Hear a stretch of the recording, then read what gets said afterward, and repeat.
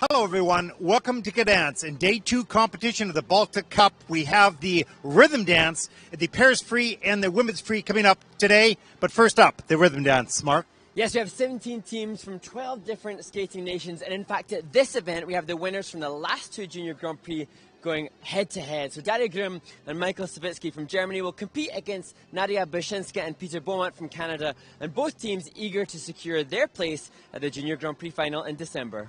It's going to be a tight competition. We start today, 2, here in the Baltic Cup with the rhythm dance starting right now.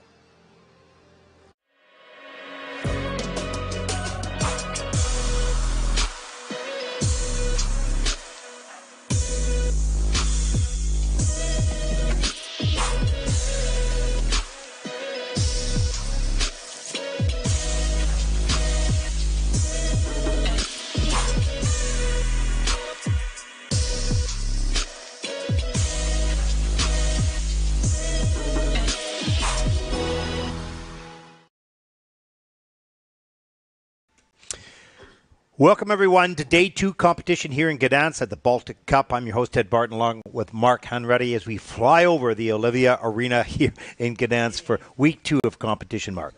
Yes, we had a long and exciting day yesterday, the first day of the event. And excited now to see the start of the ice dance competition with the rhythm dance coming up now. Slightly shorter day. There are only 17 teams here as opposed to 24 last week as we look at the judging panel for this event, and so our day is a little bit shorter, not too much. And then the technical panel here covering the officiating of the rhythm dance on day 2. And although less teams than were competing at the Solidarity Cup last week here in this venue, the standard of the event is set to be really, really high, and I think places at the Junior Grand Prix final are coveted and will be well fought for. Yeah, lots can happen. You know, you wouldn't want to be in Vegas betting on this. No, you absolutely wouldn't. There's no clear, leader, if you will. There's a number of teams that can take top spot, silver or bronze. And we'll see what unfolds today in stage 1 of this event. Now, Mark, I'm the question guide today. I don't know if that's good or not. No, well, hold on. Let me bring these up here. Should I be afraid? Maybe. Lots of people interested in you. And let's see where I can find these. Hold on. No. Pardon me, I should have been better organized. There's the ice dance warm-up. Yeah. Scary moments. You can see all energy directed towards the judging panel, just trying to secure any positive impressions that the skaters can. And that the Polish team who will start the competition, and last week they competed at the Solidarity Cup. They were 14th in that Junior Grand Prix assignment. Little mistakes for the Polish team in the free dance. They'll be hoping to make those corrections for a clean skate here, and the free dance will be tomorrow on the last day of competition. So, Mark, we have some questions here. If you were to compete, Mark, if you were here to compete, what music would you skate to? Let's talk about the rhythm dance here right now. And we talked a little bit about that. It doesn't have a huge amount of variety. Yeah, and I do love tango. I really enjoy tango music. I really enjoy Zola, the music that is most commonly used. Probably there are some pieces that you will hear repeatedly, and we have heard on repeat, it seems, through the Junior Grand Prix, because the ice dancers must use a tango within the rhythm dance, but they must use that with another dance style. So they have different choices which they're welcome to choose from, including paso doble, flamenco, and Spanish waltz. It's a little tricky to create something original when your music choice is restricted to a certain few dance styles.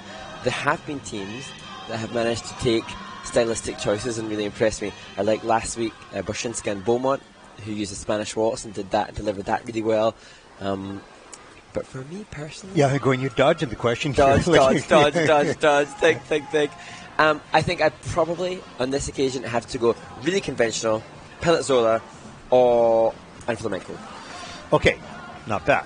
Not bad, not good, but okay. Yeah, pretty vanilla. Big. Pretty vanilla. Totally vanilla. Here we go. So are boots and blades in Gdansk different? Yes, they are indeed different. So the dance boot, getting really close to the boards there. The dance boot is lower cut at the back for the ice dancers. So the shape of the boot and the leather at the back of the skate has a lower backing, which facilitates and allows the ice dancers to point and make a better extension.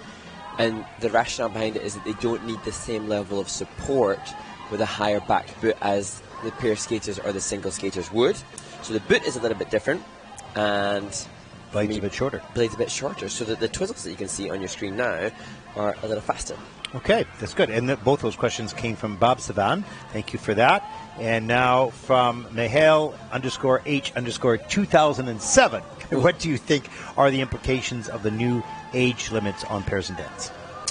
Well, actually, in the pairs competition, it's very pertinent because the couple that are in second place at the moment here in the Baltic Cup, the female part of the team is too young to move up to seniors, and the male half of that team has to move into seniors because he's going to be too old to compete in the junior category as of next season. So effectively they're kind of locked out.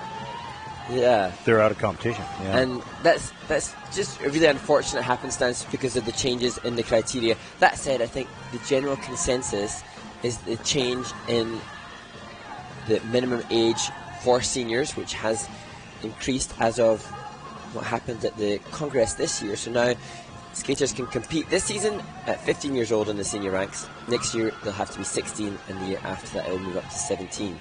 So there are some little loopholes then for various teams that it does affect, and the American team, Baram and Chimensev, are a couple that kind of get caught in that loophole. Yeah. But generally, I hope it won't affect anybody else. Yeah, interesting. As we finish the warm-up for Group 1 here, well, I like this next question. We'll talk about this on the break, but what do you think do skaters choreograph their warm-ups and modify them based on their skate order? We'll talk about that. Yeah, it's an interesting question. Keep them coming. Yeah, good. JGP. I didn't mind that, actually. I took that okay. Normally, I quite like to grill you, but that was easy enough. Yeah, just wait. Okay, here we go. Day 2 of competition here in Gdansk Cup. It's been a lot of fun.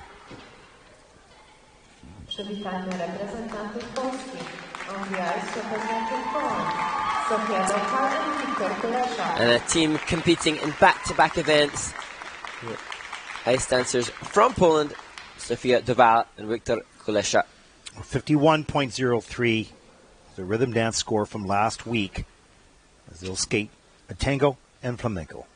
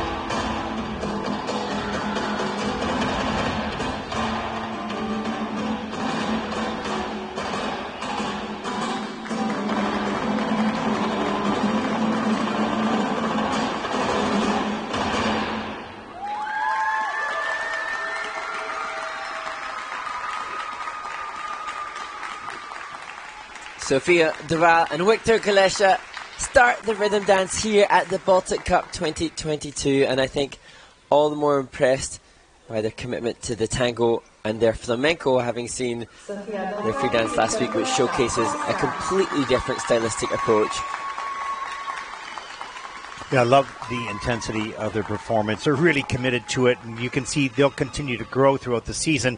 And then technically there are a few items, of course, just a level 2 for Victor on the twizzles, and not the key points, some work to do in that area as well. But certainly the strength of this team is clear in their presentation, in their performance, and it's the small details in dance, particularly in the rhythm dance, that's so important to climb that ladder, if you will, to get that credit.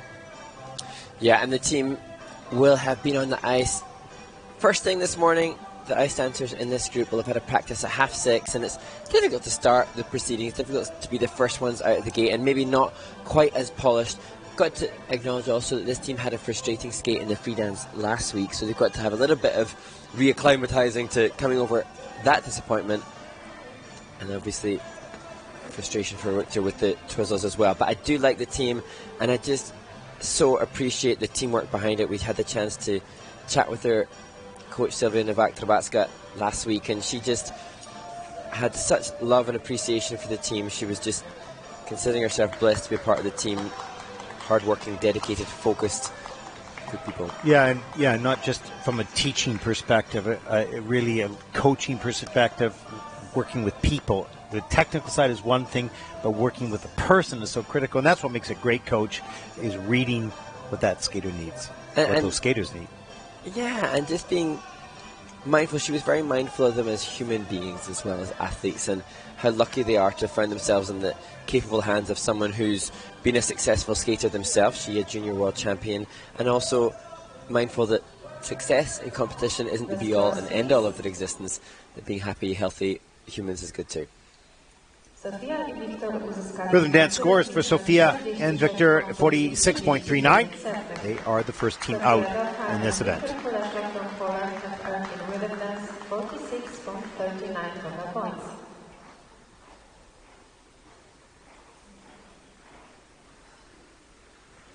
Przywitamy reprezentantów Ukrainy.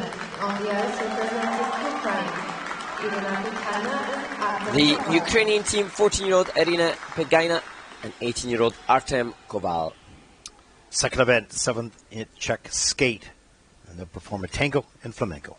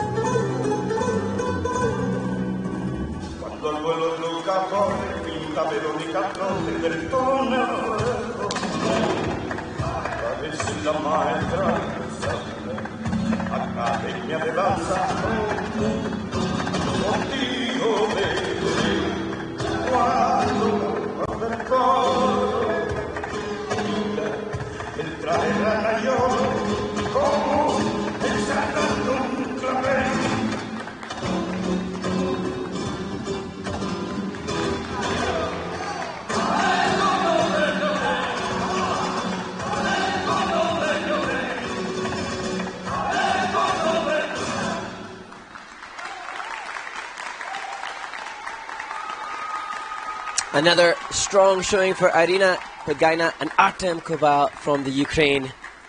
Well, 7 out of the 8 key points they have a yes on, so that is very strong in that portion of the dance. It's unusual in the juniors. And having seen the team last year, knowing that they performed Michael Jackson medley for the rhythm dance, just again showcasing such versatility and emotional maturity, interpreting different styles. And that's the great thing about dance, actually, which you kind of would like to see in even in singles and pairs as well, is the mandatory change of these rhythms and whatnot. So you don't really see that. They can do what they want. But here, every year, there's a different rhythm which they have to figure out and learn. They have to really research and understand and comprehend the different dance style that is selected by the ISU Ice Dance Technical Committee. This second section of the Argentine Tango, this mandatory steps for all of the teams. Argentine Tango, a compulsory dance or pattern dance, first created in 1934, Ted, so steps that are well known. That's a long time ago. Pretty long time ago.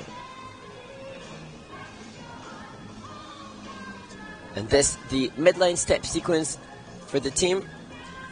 Technical panel will be scrutinizing how many of the difficult turns are perceived to be clean, as we see the twizzle, this all choreographic content to try to improve the judges' component scores. And shortly we'll see some of the difficult turns, forward inside counter, and forward inside bracket as well before this, the rotational lift. Difficult entry, change of pose. And when you mentioned perceived to be clean, it's interesting because that hit me when you said that. I'm going, yeah, to a degree, it's perception because they're watching live is one thing. Then they can look on the replay. But remembering that their eyes don't go on every angle of the rink. They only have the angle to look at or where they're sitting. And, of course, the replay as well, which has only one location. So, which is where choreographers can be sometimes absolutely. Will little play strategy. Yeah, a little strategy. Well, let's take a look at the rhythm dance scores for Irina and Artem from Ukraine. They posted a 55.13 in their first Junior Grand Prix at the Czech skate in Ostrava. And they've got big smiles right now, hoping to top that score. Very strong basics of this team.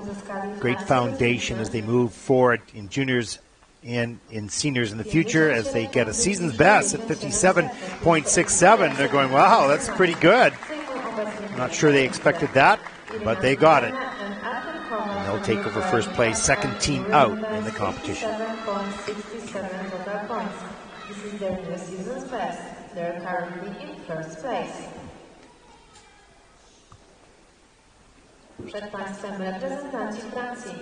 On the ice representing France. The third team competing in the rhythm dance here from France, 15-year-old Luc Koch and 16-year-old Ivan Melnyk. Well, 7th week 1 in Courchevel, 50.53 personal best in the rhythm dance. They'll skate to Fado and Tango.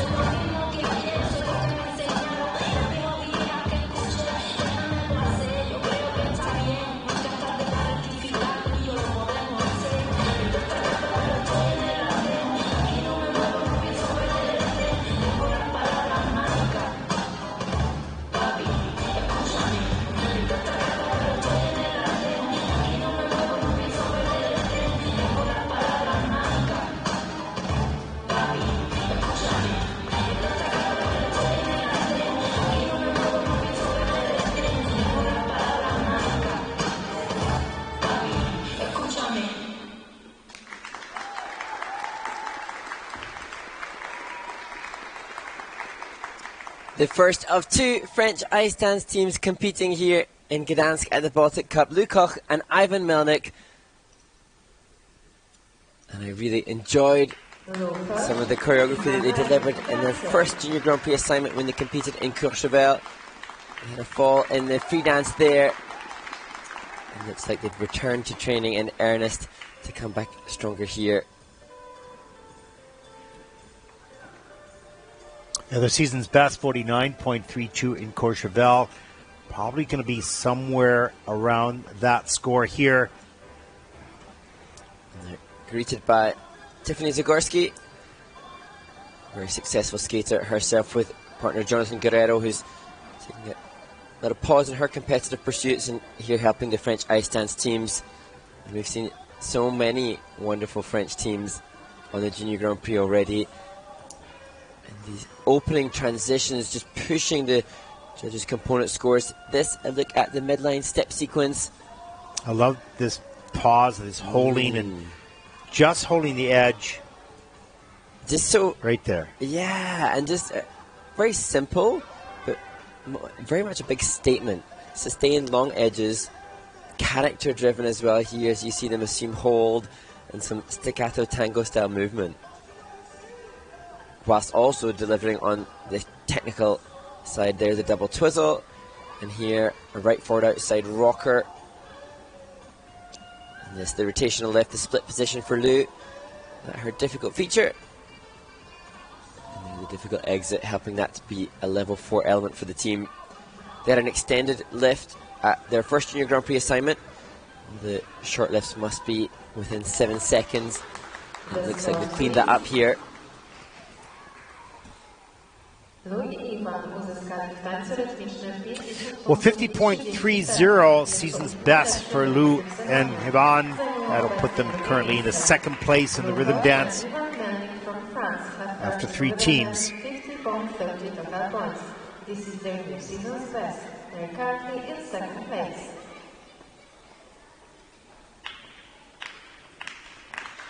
After 5 step representation units, on the ice representing Germany, Yerevan and Mikhail Savinsky. They were 5th at the World Junior Championships and the winners of the Riga Cup.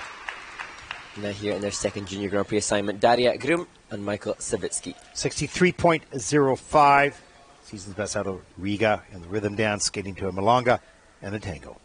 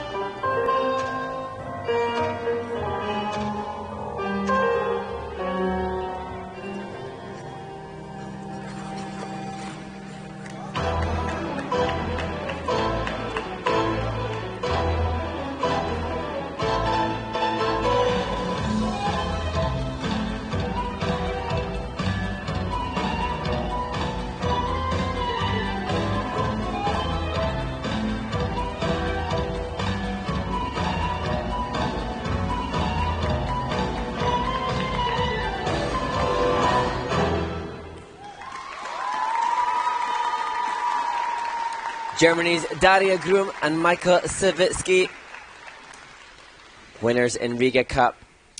A little background for Michael. He actually did the commentary for Oberstdorf, a Nebelhorn trophy competition, and I had contacted my colleague Peter Crick.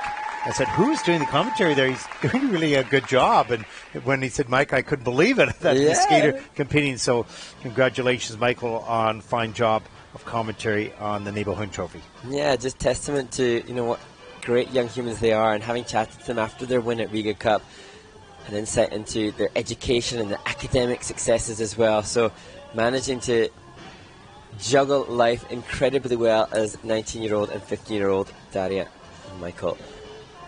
It'll be interesting because this team comes into this season having placed 5th at the Junior World Championships last year, with I think just one team above them, that Nadia Brushinska and Peter Beaumont, who were 3rd at Junior World. So expectations this season change a little bit, and a bit more pressure. Yeah, but this first group is pretty strong. You saw all the skating skills, basic skating skills, very, very strong, and we've got some really good teams coming up as well. So the field has gotten a little tougher. Completely agree with you, and I think it makes for a very exciting season, and everybody with their eyes on Mrazkova and Mrazek, the Czech team who broke the junior world record in the rhythm dance when they competed in Ostrava, and that's certainly something Daria and Michael will be trying to chase after, that world record in the juniors for rhythm dances, breaking the 70-point barrier. Not sure that'll happen for Daria and Michael here. There was a couple of little tight moments, little bobble slightly for Daria as we look at them now through the first section of the Argentine tango. And here are some of the key points. The 3rd and 4th key point coming up here, where the technical panel will be looking at the depth and quality and clarity of the edges. This was great. Love the difficult entry into the twizzles. That was really cool. Yeah, that little lift has got to work well to get the entrance into the twizzles nice and smooth. It did here. A little risky. It pays off if you can do it. And that will be like utter fine, tiny detail, which are going to separate the top teams in the world rankings here. The finesse, the clarity of the leg lines, the tightness, taut energy and engagement of every position given and delivered in the performance. And that will just contribute to some great rhythm dances as we look towards the latter part of the season. Well, 63.05 is their season's best. They won't meet that here with a 61.47, but that will, at least for the moment, put them into first place. There's your first 4 teams and the results after group number 1.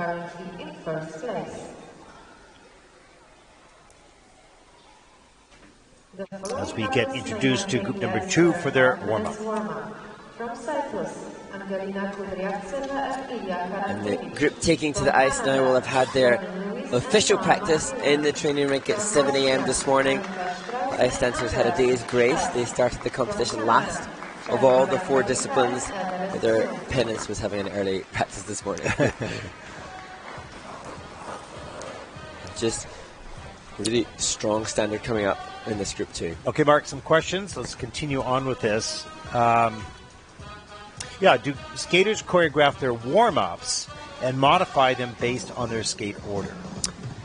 Absolutely, and those that are first to skate after the warm-up are probably the ones most inhibited in warm-up because they need to conserve some energy for their performance. And so the warm-up in itself can be pretty physically demanding and draining, and so generally those that are first to skate after the warm-up will reserve the last minute just to conserve and re-energize before starting their performance.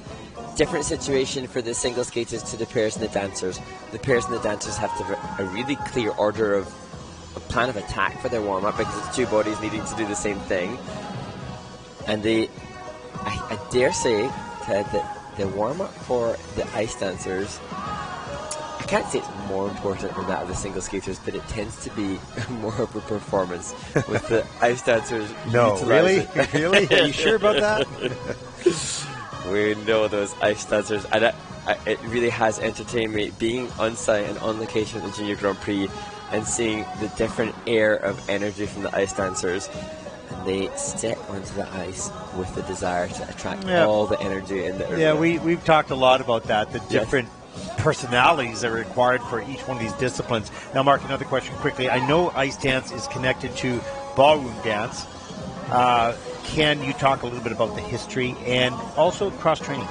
Oh, great point. Cross-training for ice dancers definitely requires a look at ballroom. And for the ice dancers, they will utilize the many strengths that a ballroom coach can give them. And this season, because tango is the dance of choice for the juniors in the rhythm dance, there'll be lots of study on the ballroom as to what is done by ballroom dancers within their tango.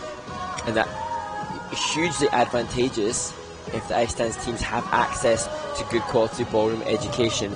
And interestingly, I had a chat recently with a ballroom teacher just through the summer in the city of these, and she was explaining that the world of ballroom dancing is changing in much the same way as the world of competitive ice dancing. She was saying that ballroom dancing is becoming increasingly athletic, almost acrobatic, and that same point could be made for the world of competitive ice dance, and just as all sports do, just progressing and moving forward. Absolutely, and that was sent in by Incurable.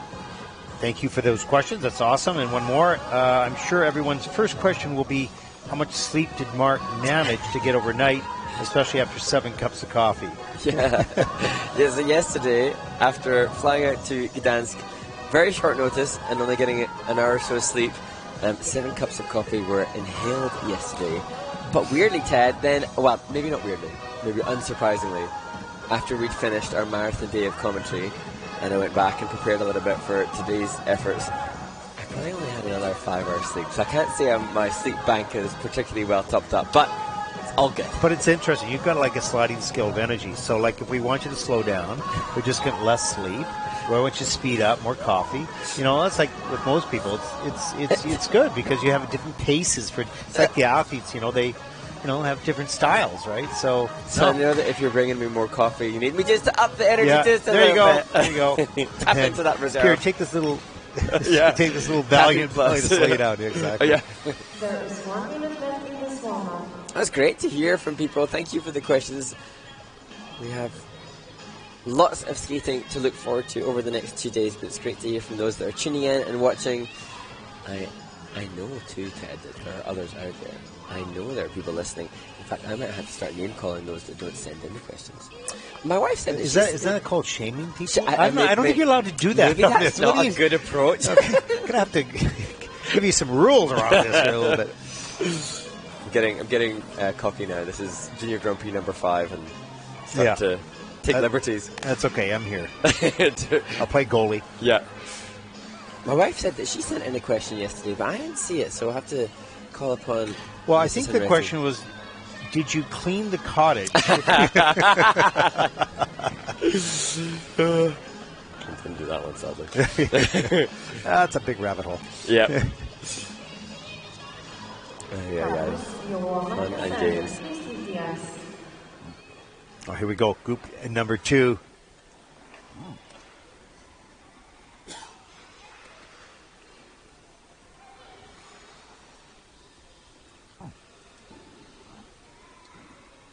Looking forward to seeing Angelina and Ilya, the team representing Cyprus here. This is their first Junior Grand Prix of the season so far. They were 8th at the Junior World Championship, so coming in with some strong pedigree, and they'll be trying to put themselves right in the mix as contenders. Second Junior Grand Prix season this year, as Mark mentioned, 8th in the world, so they've got a lot of experience. 62.15, the rhythm dance score from World Skating, a Tango, and Flamenco.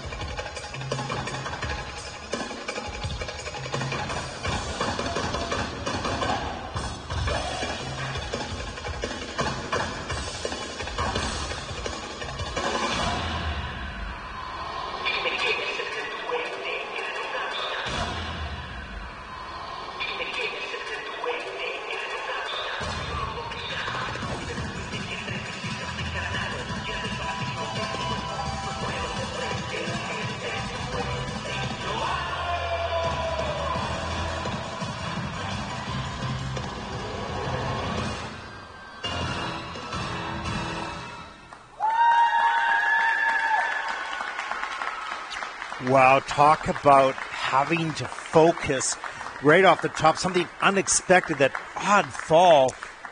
My gosh, that had to be disrupting for Angelina throughout the program and had to refocus. It took them a little bit of time to get into it, then it seemed like they had parked it. Yeah, and although the team does have a lot of experience, indeed, they've won their last 3 internationals. And as we touched on, top 10 in the world at junior championships, but because they haven't done the junior Grand Prix, you have to assume that they felt a little bit of pressure. There have been so many brilliant junior ice dance teams competing on the series so far already. This team, I think, has all the ability to be right up there in contention with them, but just maybe a little bit too much self-imposed pressure, and that the result. Yeah, I mean, do they feel they come in as leaders, or do they really know where they fit in the Junior Grand Prix? Not sure, maybe a little bit of pressure, and of course, just clicked blades. I don't know if you caught that. Did you catch that? Yeah, I caught that at the beginning, so we get to see what happened, but nice work. As we see here, the opening of the program, and pretty intense. You can see they've got great experience, and they're all ready to go, and excited to be here, and right there, kick the back of the heel, and suddenly goes down. And there's so much work very obviously and vividly done on this. You can see even here as their heads are suggesting different tango interpretation, we can see them utilizing the opportunity to change the holds as we look through the key points here. And so much work was obviously done for the team. They're brilliant. Just understandably, the presentation didn't have the same effervescence. I did think here on the curve lift, I didn't get all the features, didn't get a difficult feature for Ilya. Just level 2 in the system, so they're missing 2 features. Yeah, and I couldn't see an attempt for level 4 in that, but that's maybe me. But looks like the technical panel agree with me on this occasion, and I'm sure they'll be assessing that when they return to the training rink after this event, as we look just to see Twizzles to complete the performance. They work with Alexei Sitnikov and Julia Zlobina, their coaches who were as high as 6th at the European Championships themselves, so good influences, and it looks like the smiles in the kiss and cry indicating that they're not dwelling too much on the start of the program. Well, 62.15, their personal best. They're not going to reach that here with this performance. You know, they did come back well, but it wasn't full out. It wasn't them. And when the judges have to input program component scores for the presentation. It'll be just a little bit. Well, I think that when I clean skate, we'll see the components improve for sure. Rhythm dance scores for Angelina Emilia 55.75. That is third in the rhythm dance so far. Not what they had hoped. They will deal with it and come back strong in the free as we take a look at the top 5 teams so far in the rhythm dance. To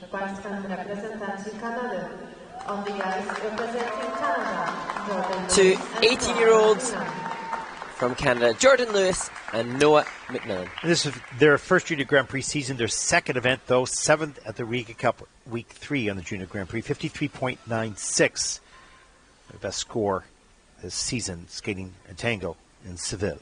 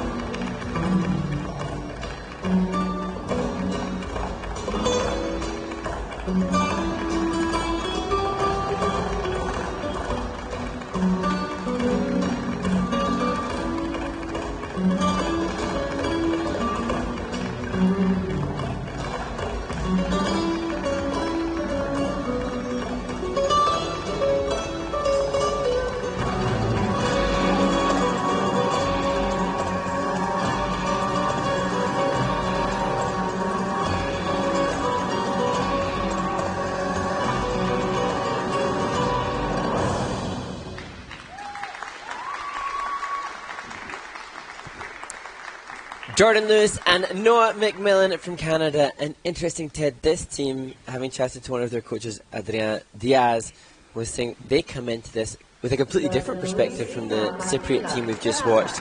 They were just eager to embrace the experience, the young team competing at the Junior Grand Prix. So it's all about learning. And yet, despite that, they laid down a performance. They really did. A little bit surprising when you skate without pressure and just with pure joy to be here. Sometimes that opens you up to reach a higher level than you normally would. And it comes with just freedom. There's no pressure or expectation. And they haven't had that long between their Junior Grand Prix assignments. So Adria saying they were just focusing on the performance of both programs and cleaning the execution of the twizzles. Yeah, no restrictions, emotional restrictions as they enter the twizzles here.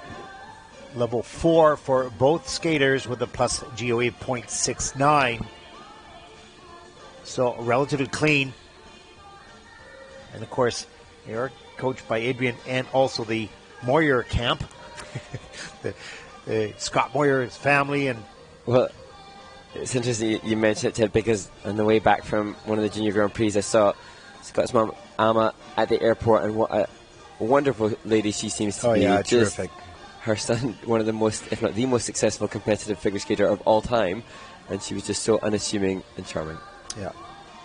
What a good influence. As a parent of these skaters, what a great influence. You would want that for your child, to have somebody that's not only a great purveyor of skating information, but a great advocate of good humanity. Well, Scott's got such a great sense of humor and, of course, a passion for performance. And now on the other side of the boards, finding a new challenge, being able to do it, be able to teach it, there's a bit of a distance there. And so Scott's doing a wonderful job, of course, backed up by his family and by Adrian. It's an interesting location indeed, as we'll take a look at the rhythm dance scores for Jordan and Noah. Season's best 58.79, huge nod of approval. That puts them second, thumbs up. They are thrilled with that score. That's unpredictable, really, in many ways. Well deserved. They're currently in second place.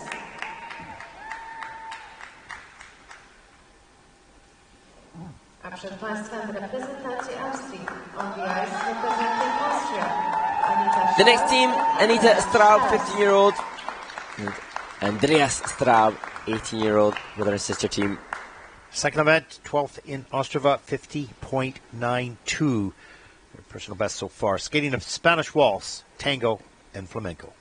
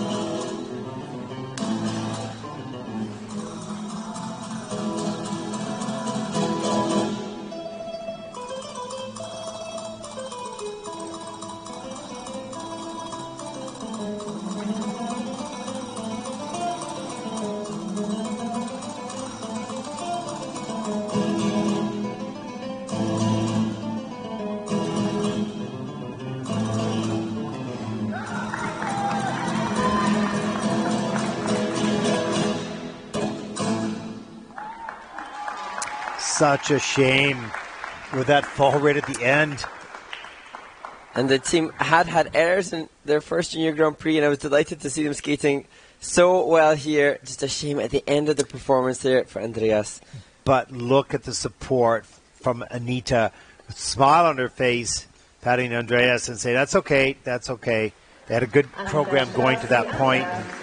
Great on that point of the music as well, as the voice yelled and he went down. And the connection between them after that mistake, real testament to them and their parents as well. That she's winning. She is winning in life the way that she's supporting, because of course a fall by any member of the team, particularly when you're not connected in ice dance, and Anita is going to suffer for that mistake too, and yet she is just looking to show support. That's a wonderful moment to see these young teams so supportive of each other. That is the sign of a team. Completely. It was interesting watching on their social media. I could say Andreas, he was doing push-ups in the airport on the way here to Gdansk, just trying to do everything possible to be in the best shape for this event. I love the extension on that back. Beautiful, nice held long edge. And I actually thought in this performance, Anita looked much more assured and confident and comfortable than they did in their first assignment. Great back bend in her difficult position in the straight line left. And there, the 1 foot exit for Andreas. Here we can see maybe not the same level of skating skills and depth of knee and length of stroke within the Argentine tango. This is the first section of the Argentine tango. Some of the more experienced teams will be able to cultivate a bigger pattern across the ice. A little bit more power with each stroke and more flow yet to come for this team.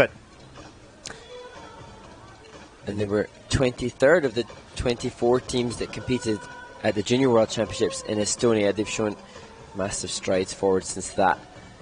And unfortunately, I'm afraid I did catch the mistake at the end. Maybe I should cut away from it. Just see what happened. Oh, it just got too far back in the heel. And just really trying to push the back outside edge of the rocker. That an attempt, you can almost consider Andreas' attempt to try and get another clean turn, push the level a little bit higher.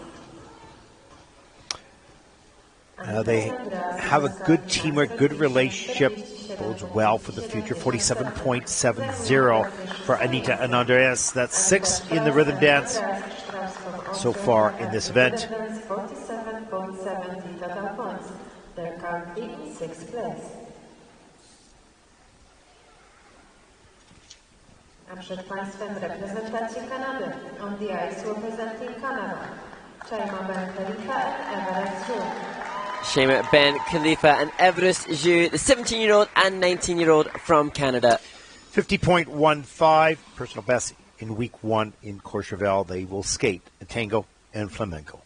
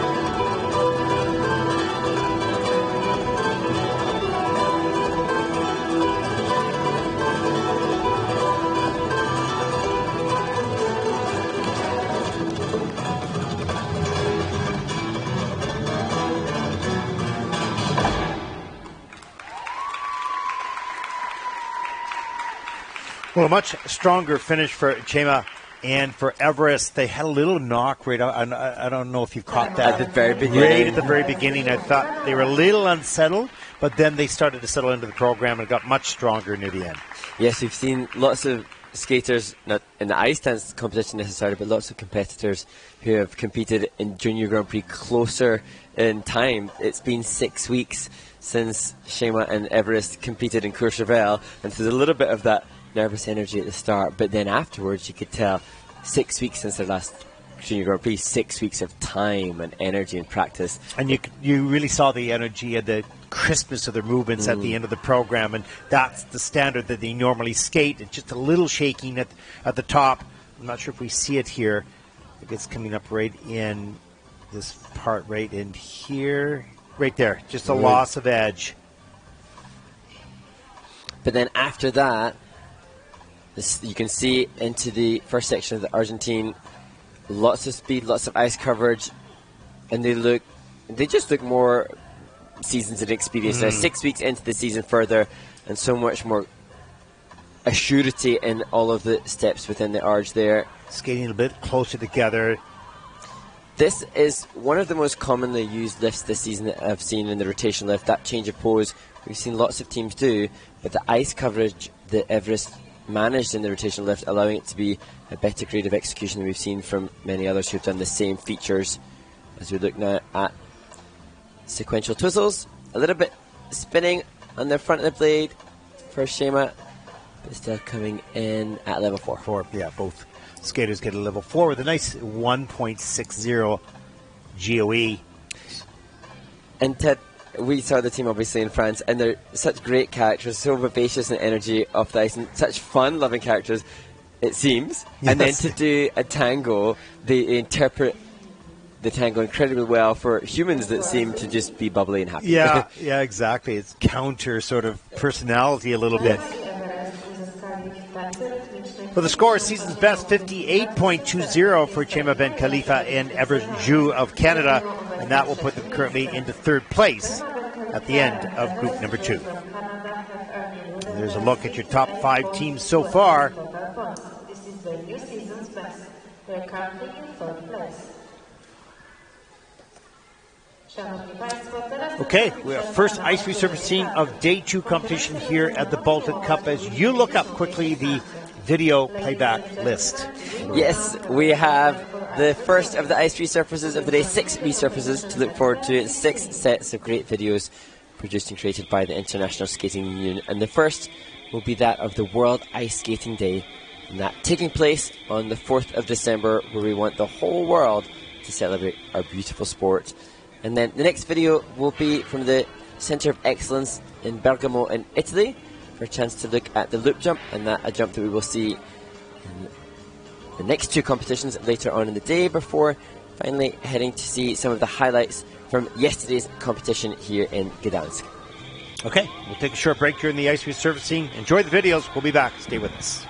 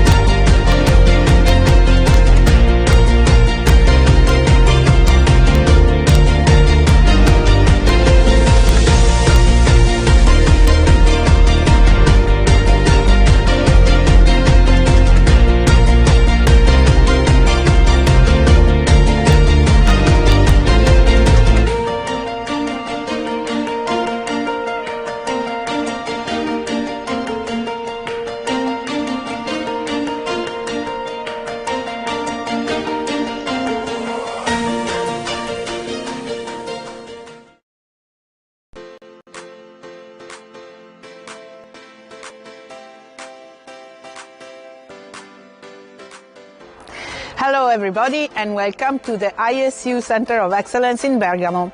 My name is Franca Bianconi. I'm a figure skating coach and an ISU technical specialist. Today's topic will be the loop jump, which can be single, double or triple. In any case, it's a very, very interesting jump and basic jump for figure skaters.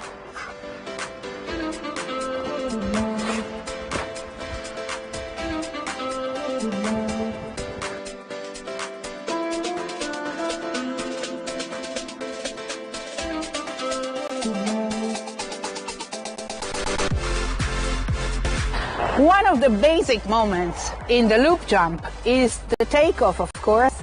And in this takeoff, we want to have all the weight on the skating side, so on the skating hip, with the right side, in this case, really well pulled back, and the left side in front.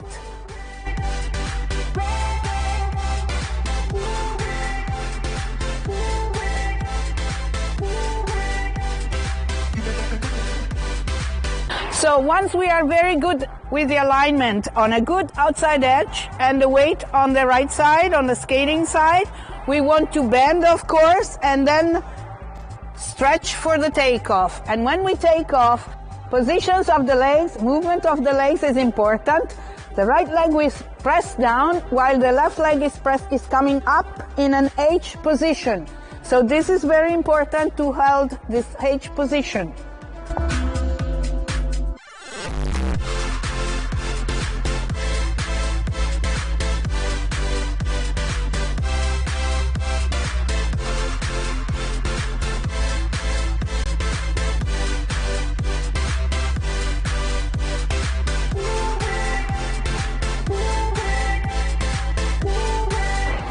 Thank you for watching us today.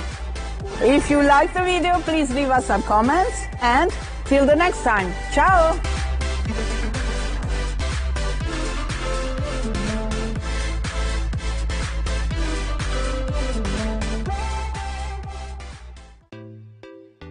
The women's marathon events continue here in Gdansk, with 48 competitors competing in the short programme here at the Baltic Cup. Favourite and reigning world junior silver medalist had a freak fall within her step sequence to find herself third after the short programme. Jia Shin from Korea's programme component scores were the highest of the event, and she looked to move higher on the podium with her free skate tomorrow.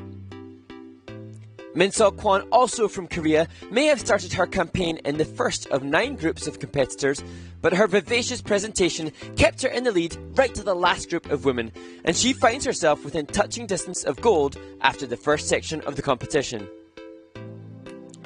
The bronze medalist from the Riga Cup 2022, Japan's Amy Nakai, seemed to surprise even herself with over a 5-point improvement on her personal best. She will use her delightful presentation again tomorrow to strive to win Japan's 4th title on the Junior Grand Prix Series this year. The Baltic Cup presented the 4th and final event to host a pairs category, and chance for skaters to secure their spots at the Junior Grand Prix final in 2 months' time in Torino. Ukraine's Violeta Siereva and Ivan Kopta were third in the short programme here a week ago, and they repeat that result with another 55-point scoring short programme. They'll be looking to repeat last week's silver medal overall after the free skate to secure a place in Torino.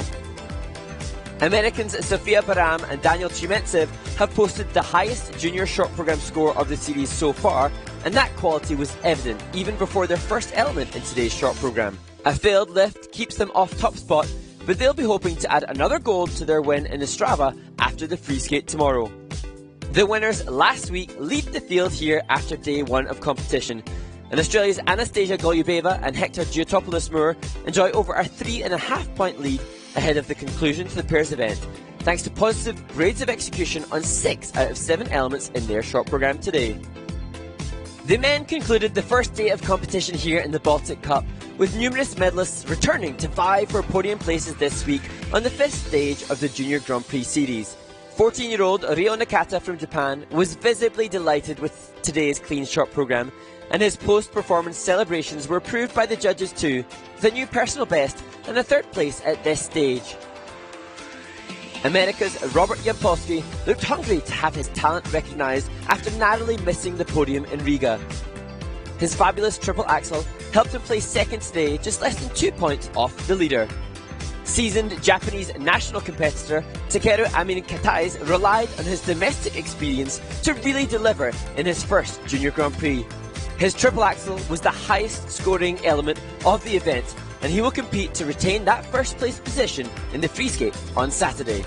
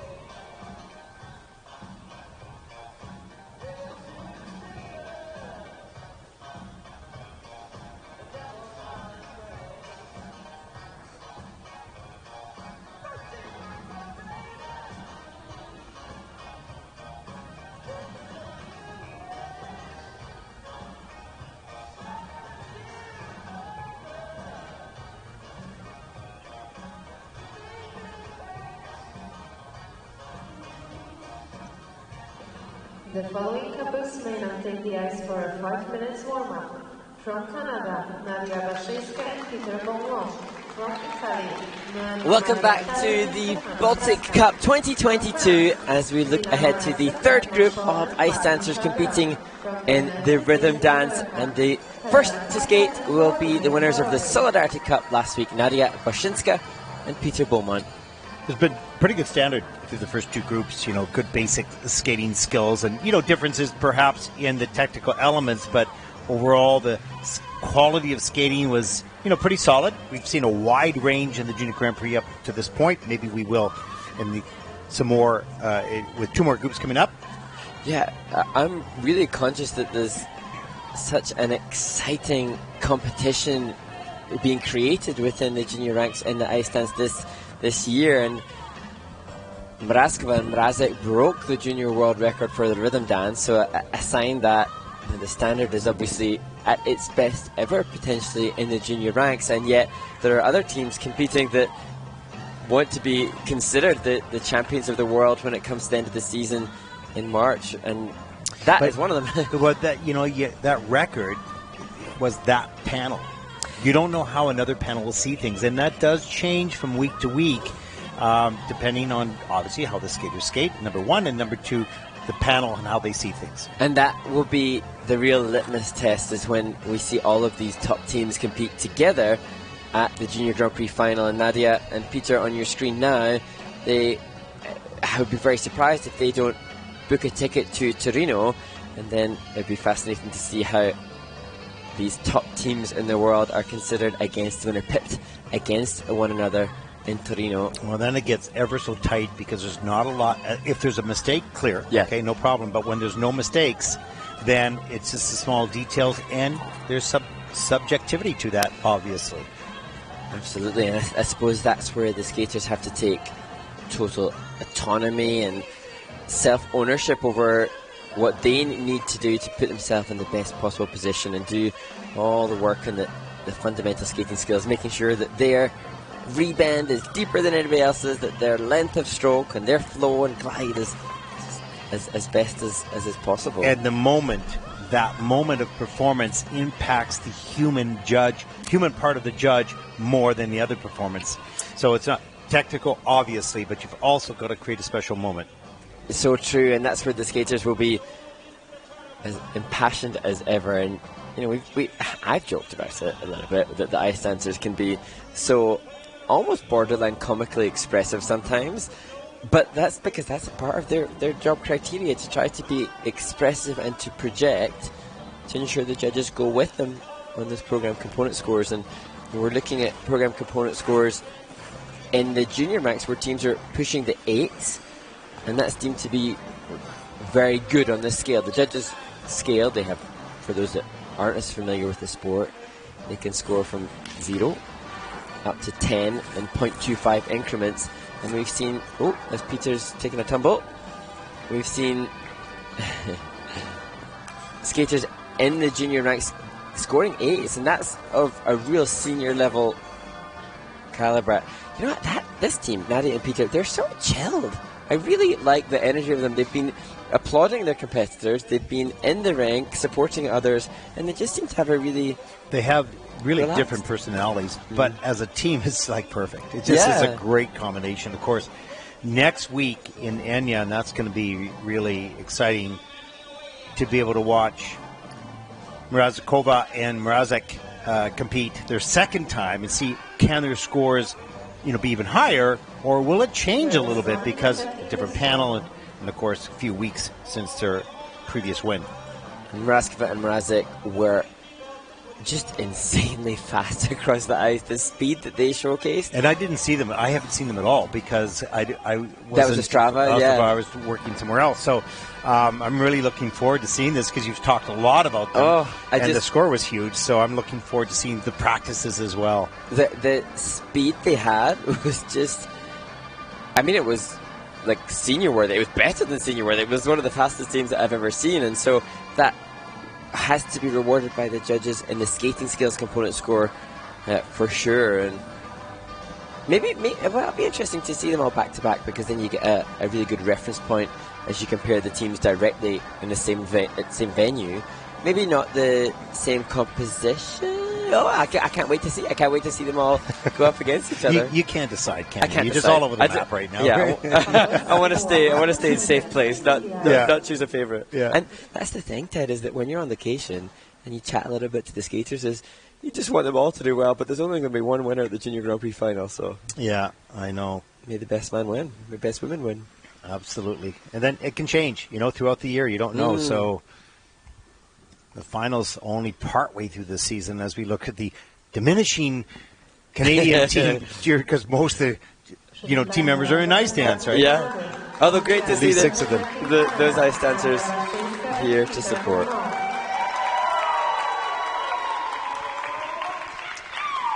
Nadia Boshinska and Peter Beaumont, winners last week at the Solidarity Cup. Yeah, 67.35, their personal best last week, skating the Spanish waltz and a tango.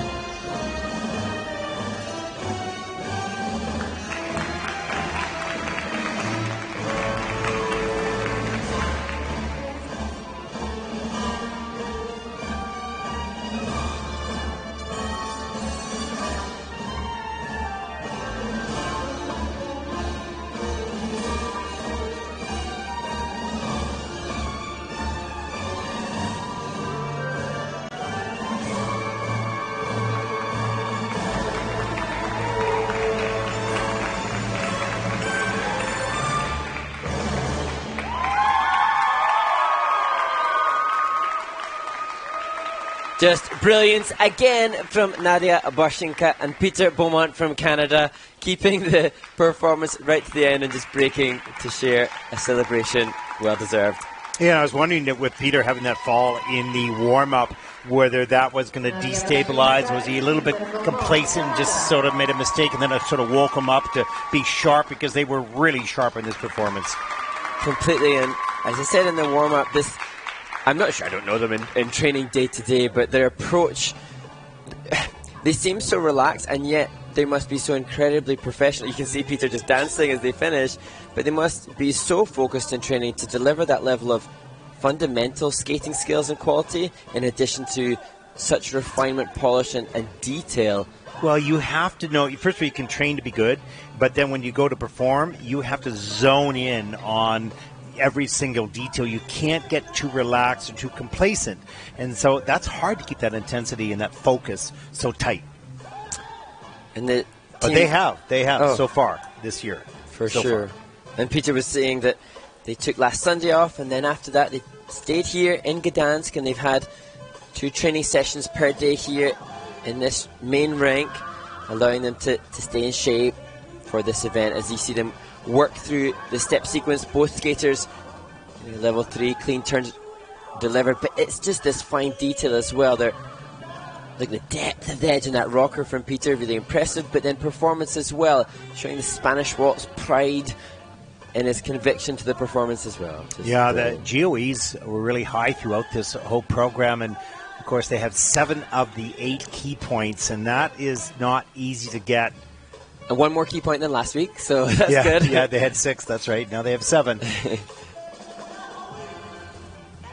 So they have several elements in the mid-2s for the GOE, which is a good score. Beautiful rotational lift at the end of the program. Level 4, of course, with a 1.44 GOE. So 6.89 points off that one element, the closing element in the rhythm dance.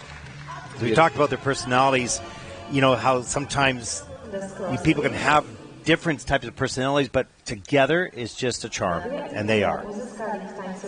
Rhythm dance score, season's best 69. Oh, wow, that's huge. 69.56. That was a surprise for Nadia Pashinska and Peter Beaumont, as they are absolutely thrilled in the kiss and cry, as they take a huge lead, at least at this point in the competition. Wow, that was a powerful high five. That's gonna hurt.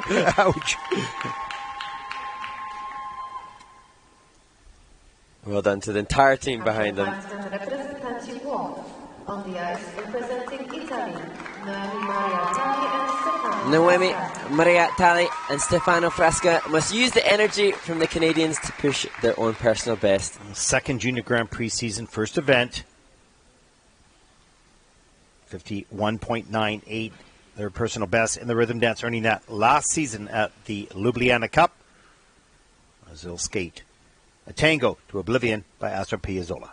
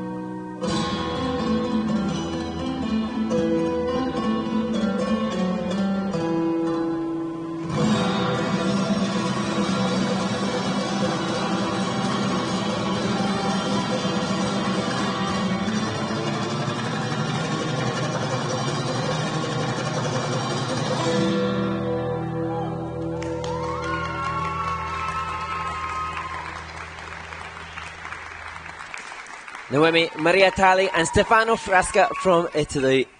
I know we've seen some really good basic skating skills out of every team so far. Obviously some a little faster and stronger, a little bit more ice coverage, but nothing really very weak at all. No, all of the teams showcasing quality, and that largely due to the quality of the coaches as well, who have instilled in them good basic skating skill. Which made me start to think about which discipline in figure skating is the most consistent, right? And I thought, well, ice stands, you have to have great skating skills, so you see a more even field. Now, maybe the elements aren't quite as risky. I mean, they're risky. There's no question about that, but quite as risky. So, but you see a better standard of basic skating in this discipline, I think. Yeah, as a generalization, of course, we see great skating in some of the other disciplines, but because there's more consistency, just as you say, then it becomes all about not what you're doing, but how you're doing it. So here, as we see the opening movement, the length of the stroke, the amount that the blade covers the ice on that's fundamental basic skating skill. And here, a brilliant example, Argentine Tango, all of the teams having to do the exact same steps. So it's which team will take that back crusher on the key point, this 3-turn for the man, and who will bend deeper, who will create better quality. That's just transitional content, brilliant transitional content from the Italian team. And like you say, Ted, everybody just losing the blade, that's a shame. So in an event that's as stacked as this, with such good quality, Noemi just losing the feature on that first twizzle, the leg feature, dropping a level there, that will be costly potentially to the result, but generic skating skills good enough to keep them in contention. Yeah, absolutely.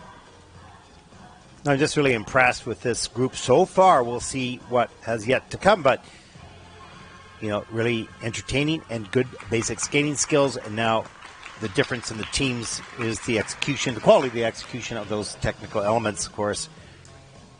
And their coach, Walter Rizzo, Italian ice dance coach, responsible for lots of great Italian teams, such a character. Yeah, so I was just about to say, what a character. He's hilarious. 57.24 for Noemi and Stefano from Italy. That will put them currently into 6th place in the rhythm dance.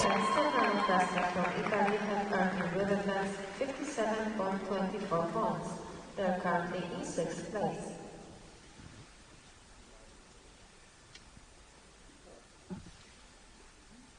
Przywitajmy reprezentantów Francji. On the ice representing France. The second French ice dance team competing here in the Baltic Cup. Lila Maya, Seclet-Monchot and Martin Chardin. Both 19 years of age, 53.10, the season's best at the Riga Cup.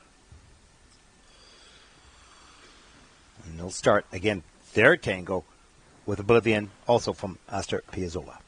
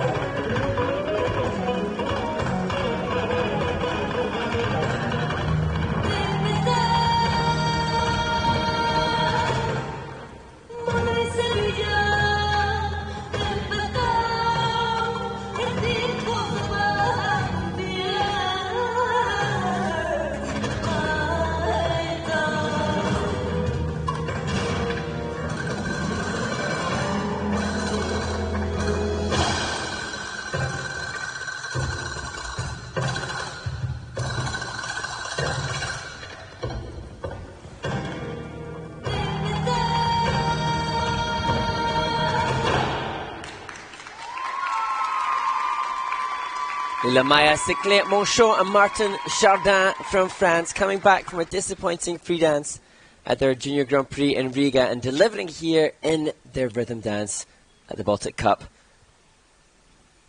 And just another team showcasing quality, good skating skills. Yeah, they're 53.10, their personal and season's best. Let's see if they can top that here, or get close to it at least. The field gets a little stronger at this competition, and you want to find out where do you sit amongst all the top teams and whether everybody's sort of skating in different competitions. It's really hard to get a read on it. And that could be the difficulty for Lila Maya and Martin, is being in an event that's so stacked. I think good skating skills, maybe not the presentation and composition that we've seen from others, and what could be problematic for them is look at the technical panel's review of their elements and getting no key points, just one of the 8 key points, and level 2 on their midline step sequence, and that will have a lesser value than what we've seen. Let's look at the midline step sequence. The rocker from both skaters, and here a Choctaw just not being assigned as many called clean turns. Good speed, good flow through it. Maybe if we go really, really nitpicky, missing the counter there for Lila Maya, but not a complete match in the arms here. You can see subtle differences, so such is the depth of the field that it's those refinements which will indicate and dictate the result here in a very strong field. Yeah, very difficult for just a normal viewer to pick up those details. You're talking and people go, what? The rocker count? What? Right? So it's so analyzed to the small little details, and it's very difficult for people to pick up. But we'd love to hear what people think. What are your favorite performances? It may be that you've really engaged and resonated with this performance from the French. Yeah, and you sort of get mad because, the team that you thought you enjoyed the performance didn't get the scores. 50.87 for Lila Maya and Martin from France. That's 8th in the rhythm dance, and they're just trying to process that score at the moment and their performance, of course.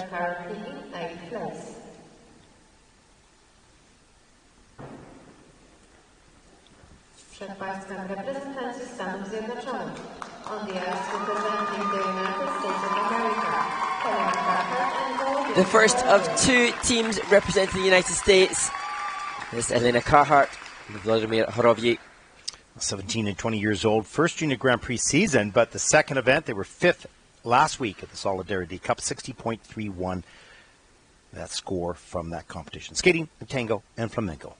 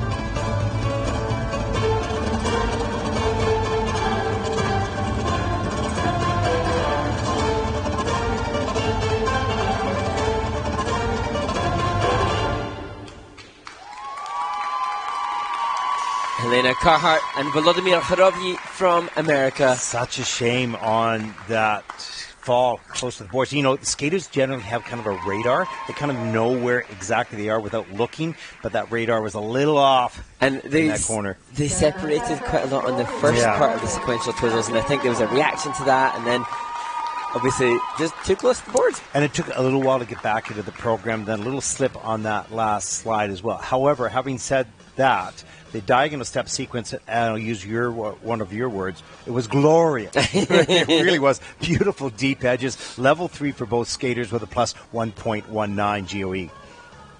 Yeah, just difficult for this team because they're in such a deep field. Started the Argentine tango a little further around the pattern of the rink, a little later on the ice surface. They have been here for the last week, so they've been getting accustomed to the space, maybe just thinking they can push the shape of their pattern a little bit more. They did both sections of the Argentine tango back to back. That not a requirement, and you get to see these steps, which we said earlier, created and performed first in 1934. And the technical panel giving this team 7 out of the 8 key points. Twizzles, yeah, they drifted apart there, so now all of a sudden the pattern change, comes back in, gets a little bit too tight, and catches the heel on the kickboard. Gosh, can't imagine how his heart raced when he clipped his heel. Got up pretty quick. Yeah, it did well. And the team, I think, perhaps, well, I was going to say perhaps not as suited to this style as their free dance. They have a wonderful free dance. I love the pivot as choreographic content within that glorious midline. Yeah, that was the strongest element. And just at level 3 on the rotational lift, so missing one feature there. And maybe not as much ice coverage on the rotational lift as they'll have later in the season. Ilya Kachenko, their coach, with him in the kiss and cry. Really good team. It had some challenges today, no question. We'll see, I'm most certain, much better in the free dance. But they're in a strong field here, and it's good for these teams to be challenged, you know, not only at home, but away internationally as well, because it really raises your game. You go back home and say, okay, you know, we're off the mark here. We got to pick it up, right? So better to be the little fish in a big pond. Yeah. And this will push them to working towards the U.S. National Championships, which will be a big factor in their competitive season that will be in January 2023. And so many good American junior ice dance teams all vying for spots at the Junior World Championships, and it was last year that American ice dancers Una Brown and Gage Brown won that World Junior title. And ice dance is healthy in the world. It really is. I mean, we have a little bit of a problem with pairs, of course, around the world, but ice dance is very healthy, not only because the numbers are there, but also the quality. The quality is so deep, and you know, it's exciting thinking of the other ice dance competitors and the teams that are watching this, because they will all be inspired to get back to training and just keep honing, keep improving, keep pushing. Raise the game. Rhythm dance scores 55.65. Helena and Volodymyr, that is 8th in the rhythm dance. Of course, not what they had in mind. Of course, the big mistake in this dance, and it puts them into 8th position. We'll most certainly see really an outstanding free program. Really great team. Challenging day. Our final group here in the rhythm dance, taking the ice for their warm-up.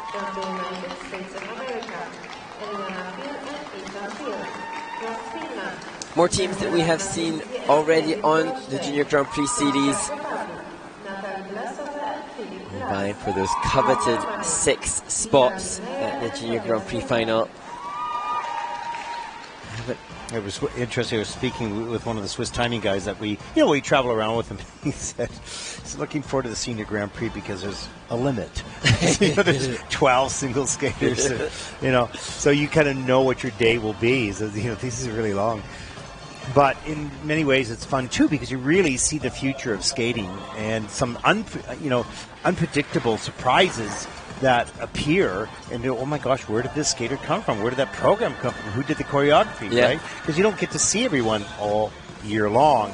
And there is a tendency that some of the top skaters in the world will hone it in on the centres of excellence that there are around the world, and so then often you'll see the same coaches and the same choreographers producing the work and the material, and you know that's totally justifiable because it's those coaches and those choreographers who consistently produce.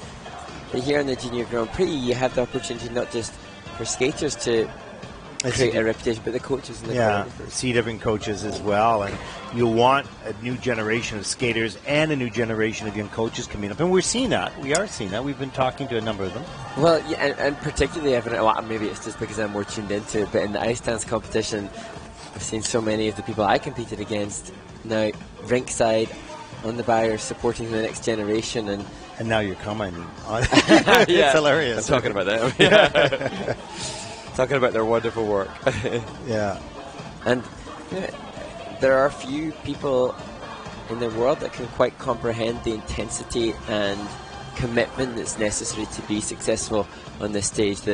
Just looking at the French team, Lila Maya, Cyclé Monchon, and Martin Chardin, who are here with their coach Fabien Bourza, who himself was a world medalist. You see a little tumble there from Liana Peel, the American competitor.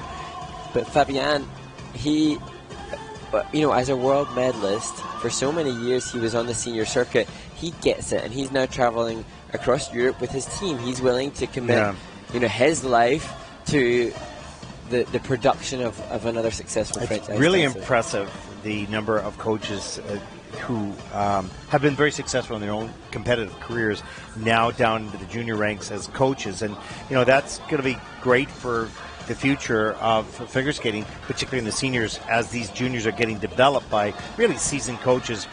There's always a change of era, there's always a new wave, if you will, but it's nice to see these successful competitors coming back into the sport as coaches. Yeah, and those coaches a lot of them still quite fresh from their own competitive experiences, so they still have that hunger and desire to prove themselves. And we're talking about the depth of the field here. I thought the Olympic champions, or actually the battle, I'm using that word again, but the competition between Virtue Moore and Papadakis and Cizeron at the 2018 Olympics was such a highlight of that games and showcased such depth in ice dance.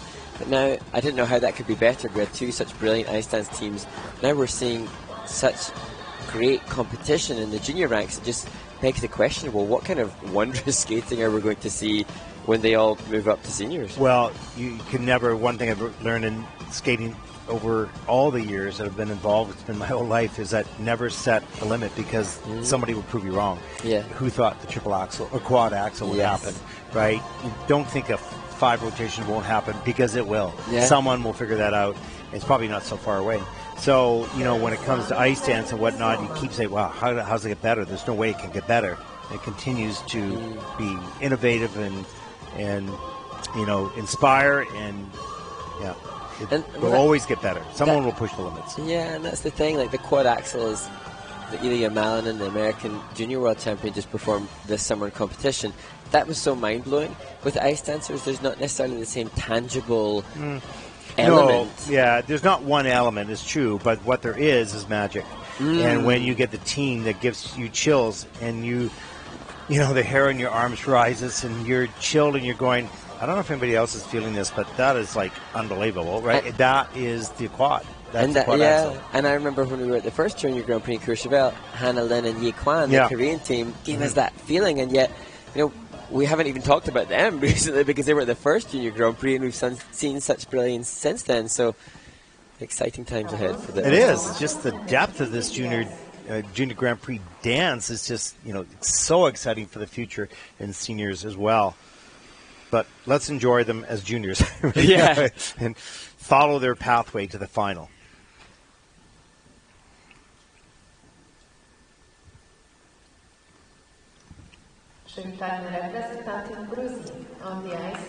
The next team represent Georgia, and they've been skating together for just a few months. Grace Elizabeth Weinek and Yehor Barshak. Wow, what a story. Coached by Igor Spielban, Pasquale Camerlengo, 54.78 personal best at the Riga Cup. And they'll skate their rhythm dance the second Junior Grand Prix to tango and the flamenco.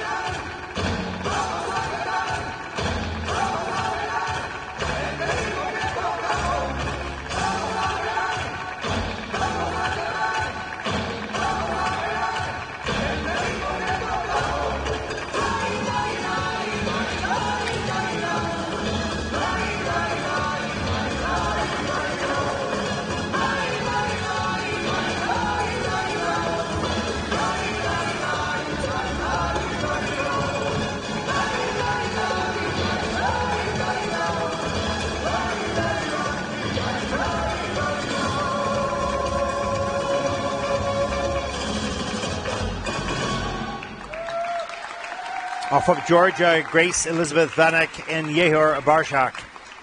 Of course, Grace was born in the United States, Yehor in Ukraine, so a new team, and did pretty well for just a few months together.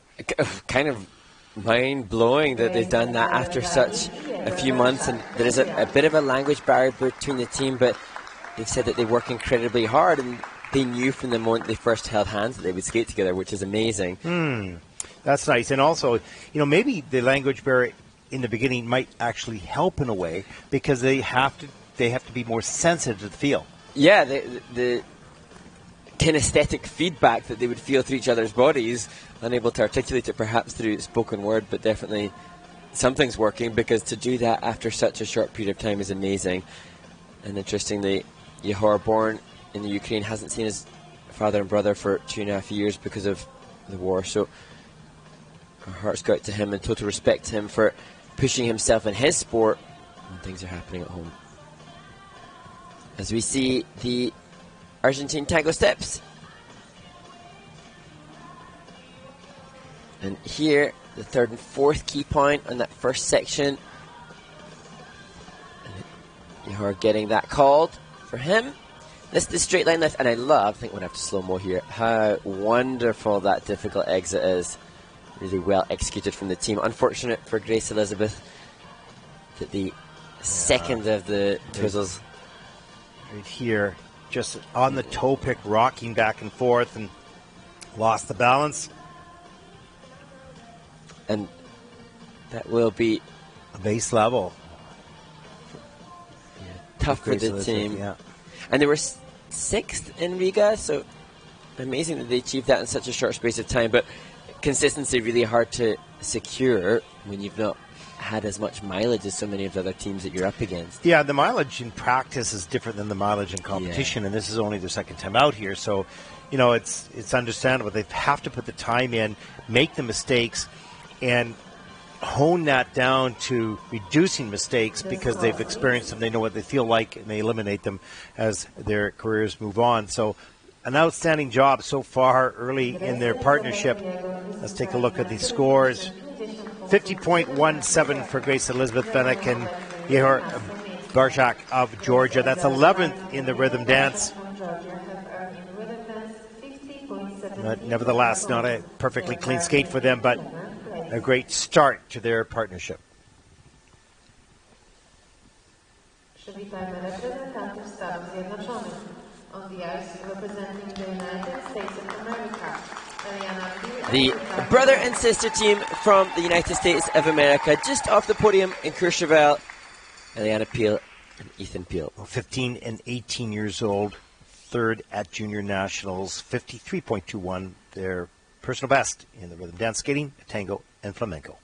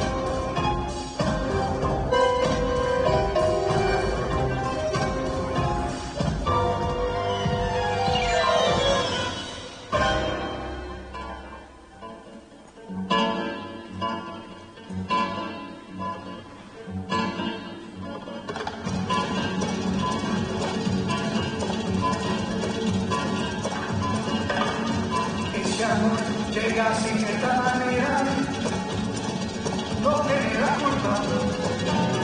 Cayó de la ventana, porque muy despreciado por eso no te perdono nada. Ese amor llega sin esta manera, no tiene la culpa. Amor de completa, amor del pasado, ven.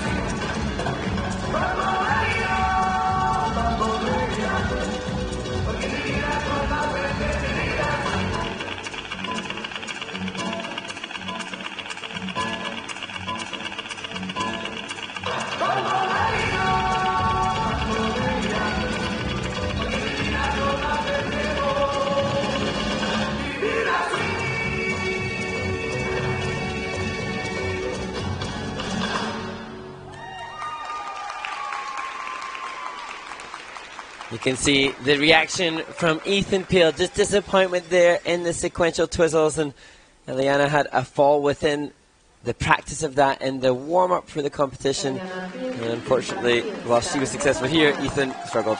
So, I have a question for you. What do you think that the advantages, or the list of advantages and the list of disadvantages are for a brother-sister team in ice dance? Well, hugely advantageous to have somebody who is on the same schedule as you, the same family schedule. Much easier, especially with their father as their coach, Robert Peel. Everybody in the household knows the schedule, everybody knows when to turn up for training, and everybody's focused on the same goals. So administratively, it's good. Right? Administratively, magnificent, magical, and it's worked well for this team. If we were to debate the potential disadvantages, hard to get the same kind of connection, especially when as we just have a wee look here, my heart goes out to him here. Oh, yeah. Right, you can see their father in the background. Yeah. But with the rhythm this year being tango dictates and requires such fervent passion and intensity, and that can be a little challenging. Well, you could say it could be a little challenging to have with your sibling, but you could just approach it with a different view. Perhaps there's frustration that you could tap into with your brother or sister. Yeah. But yeah, pros and cons for sure, and we've seen so many extremely successful brother, sister, siblings, and indeed the junior world champions, the reigning junior world champions, Una and Gage Brown, a brilliant example of that. Yeah, and I have no, point to make here. I asked the question because I was watching the brother and sister in the warm-up, and, so their relationship with anybody, it doesn't really matter what it is. People can get upset or they can, be united or be happy together, whatever the case may be. But I just thought, wow, I wonder when you start to look at a dance team, what is the list of the positive and negative that you have to navigate around? So, and then the coach having to utilize the positives and make the best of the challenges. Exactly. Let's take a look at the rhythm dance scores for Liana and Ethan Peel. Season best, 56.55. That's with the challenges. Yeah. And that's 7th so far. So they're really in range of improving those scores. Yeah. Skating clean. Officials really showing that they respect the team, and when they deliver, they'll be right up there in contention for medals again as they were in Courchevel. Przed Państwem reprezentanci Finlandii. On the ice representing Finland, Daniela Iwanicki and Torino Courchevel. The next team, another from the school from Igor Spielband and Pasquale Carmalengo, Daniela Iwanicki and David Goldstein from Finland. Skating a tango, a passo, and another tango.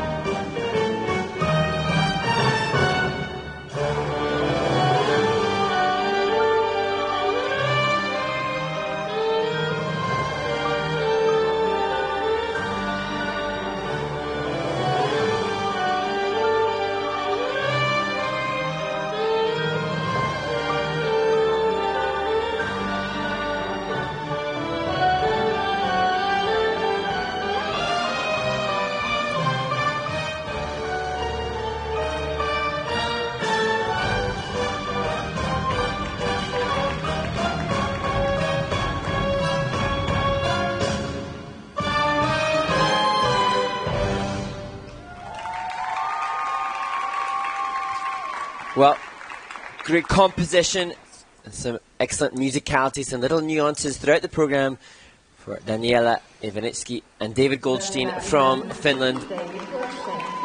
And, you know, they are working on their skating skills, obviously. The early dance team, early development. We've seen that, no question. But I thought for the level that they're at, they had a good program. Yeah, they really did. And I think that testament to Coach Pasquale Carmalengo, who they are greeted by as they leave the ice. And I'm about to delve into something potentially... Are you warning me or warning people? I'm warning... no, we might need to help me out. To me, in this team, there is a discrepancy in the skating skills from the two. However, an ice dance team is born from two parties. And although David maybe doesn't have the same comfort on the ice at this point as Daniela does, he is a wonderful, wonderful asset to come out here and compete in an ice dance competition, creating a partnership.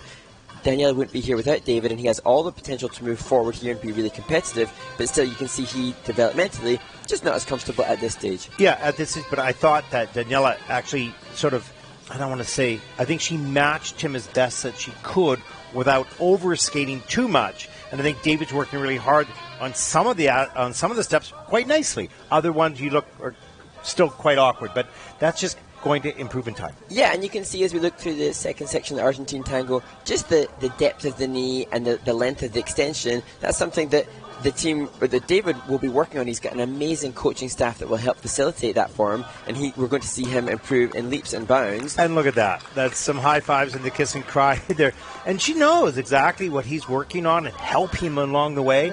And that's a total team effort of those three people in the kiss and cry. Outstanding work. Lots yet to come, though, of course. Daniela and David from Finland, 41.25. They're thrilled with the score, and that puts them currently into 15th place. Congratulations. Progress made. Experience is gained. They're currently in 15th place.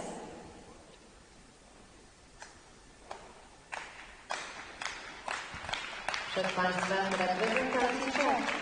On the ice representing Czech Republic, Natalia Vlasova. The next team, another brother and sister pairing from the Czech Republic, Natalie Vlasova and Filip Blas. Yeah, 14 and 17 years old. This is their first season, second event. With 51.01, their top scores. The tango and the Spanish waltz.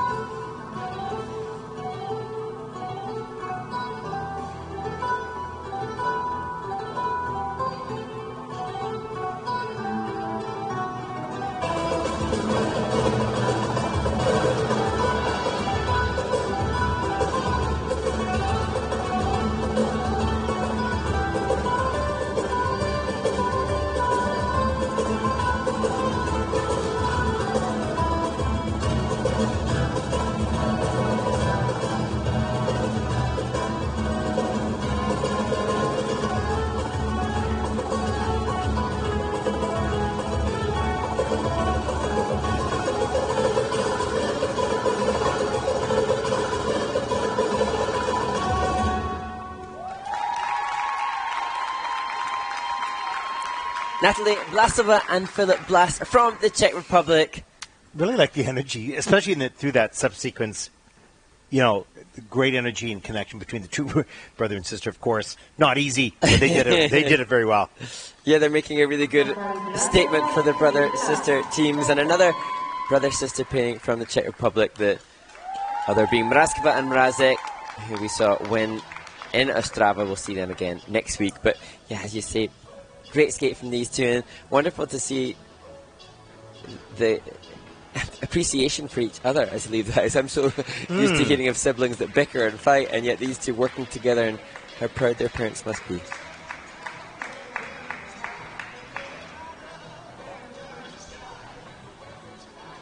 And this team choosing to do the second section of the Argentine tango first, and then continue straight through into the first section.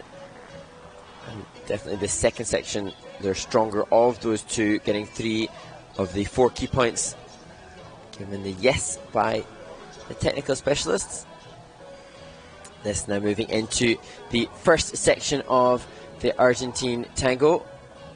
First section is steps 1 to 18 of the dance, and section 2 19 to 31, and all 31 of those steps done by every single one of the 17 teams competing here.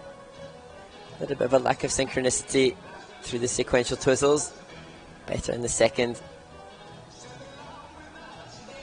You know, I was just thinking, Mark, perhaps being a brother and sister has an advantage in many ways when you're siblings and you care and love your siblings so much that you want to be part of their life and part of helping them in life. That might be a strength that we wouldn't recognize right off the top in development, but it is deep. And there'll be that deep, like so deep-rooted connection. We're sticking together. You know, some ice dance teams, absolutely. You know, if things are tough in training. And we'll find a way. We will find our own way. And I think maybe it's a strength. It's really an interesting discussion. It's not to make judgment in any shape or form. It's just a discussion point. Let's take a look at the scores for Natalie and Philip from the Czech Republic. Rhythm dance scores, just waiting anxiously for those numbers to pop up to see how they've done. And it's a season best, 51.55. They seem to be quite happy with that. That's 10th in the rhythm dance so far in the competition, with one team to come. Just can't imagine how stressed their parents are watching. Oh, yeah. I feel for the parents more than anybody. Going, you know, Mom and Dad, you've done a great job, and you're probably stressed and maybe going to go for, you know, an afternoon aperitif. I guess it's morning still. Still deserved. Exactly. The next team represents Germany. Mia Lee Maya and Tobias Huber. Skating a tango and flamenco.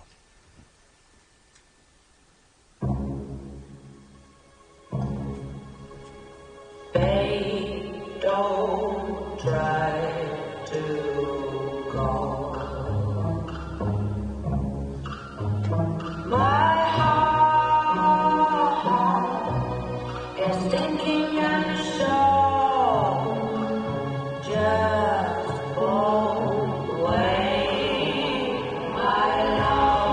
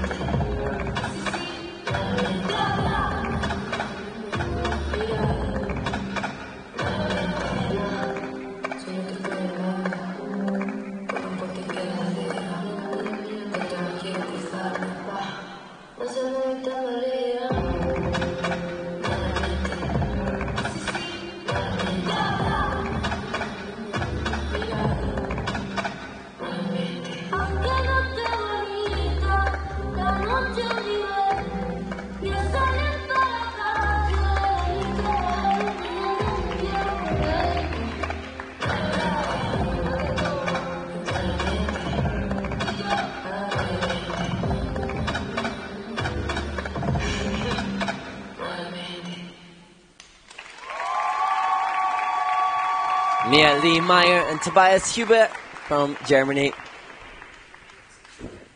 And this is one of the few teams that is competing in their first Junior Grand Prix here in Gdansk. And they train with Daria Grimm and Michael Sabitsky, so they are exposed in day-to-day training with some of the best juniors in the world, which I'm sure provides brilliant inspiration as they head towards coach Rostislav Sinitsyn. And you can see still some developing skating skill issues, a little further apart with the hips on certain parts of the dance and some other nice aspects throughout, but still working on the basics to get stronger, more secure, deeper edges, softer knees, a little closer together as well. And I'm reluctant to. Oh my gosh, I need to be careful today. But are you warning me? Yeah, definitely. Yeah. But the dress, amazing dress! What an incredible dress! And although we've talked on previous Grand Prix, that doesn't help the score, but it does give you a bit of an insight into the commitment that everybody makes. That these dresses don't come cheap; they're a great expense. The number of Swarovski crystals on that quite phenomenal, and that just commitment from family as well to producing a performance and showcasing this athlete the best way possible. Well, there, in your lifetime, can you ever think of being on a stage this big and having all the eyeballs, not just here in the rink, but obviously, really, thousands and thousands of people around the world watching this, and you want to be dressed shabbily? I'm thinking no. So, Emily, could you? I mean, you're all dressed up. I mean, I'm old. It's okay. I can just dress in baggy clothes. But, It's the ice dancer in me. Yeah, you're the ice dancer. Yeah, that's it. I'm the single skater and pair skater, I guess. Schmuck. Yeah, schmuck. That's it.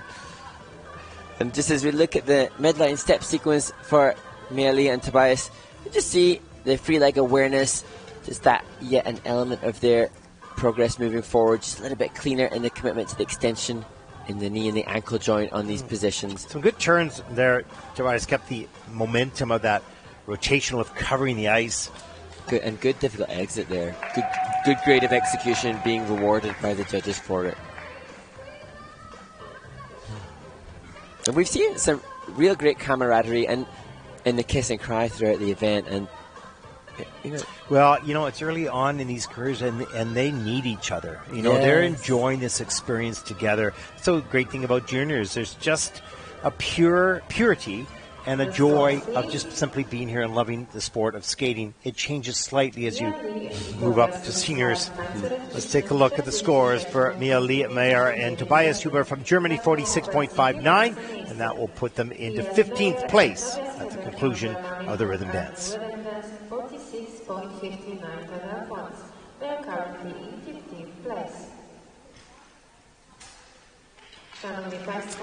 Well, as we'll take a look at the standings after the rhythm dance, and as we go to a nice resurfacing break, of course, up next will be the pairs free program, the final chance for these teams to earn points to make the Grand Prix final, the Junior Grand Prix final in Torino in early December. So that is going to be exciting. And following that, the women's free program will take place, and that'll take us a little while to get through that, of course.